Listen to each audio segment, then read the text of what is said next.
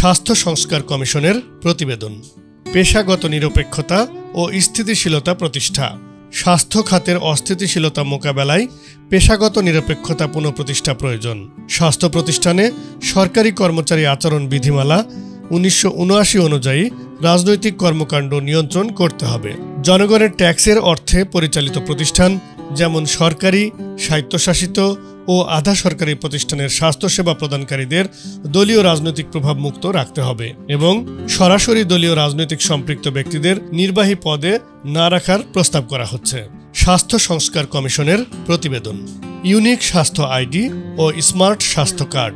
প্রতিটি নাগরিকের জন্য ইউনিক স্বাস্থ্য আইডি ও স্মার্ট স্বাস্থ্য কার্ড চালু করতে হবে, যা রোগীদের ও অন্যান্য স্বাস্থ্যসেবা গ্রহণকারীদের সেবা গ্রহণ ও প্রদানের মান এবং পরিমাণ ট্র্যাকিং করবে।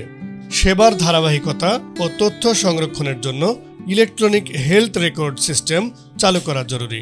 এই ব্যবস্থা দেশীয় প্রযুক্তি বিশেষজ্ঞদের নেতৃত্বে স্থানীয়ভাবে তৈরি ও বাস্তবায়ন করতে হবে। প্রিয় দর্শক, স্বাস্থ্য সংস্কার কমিশনের প্রতিবেদন সম্পর্কে আপনার মূল্যবান মতামত আমরা প্রত্যাশা করি। সাথে থাকার জন্য ধন্যবাদ।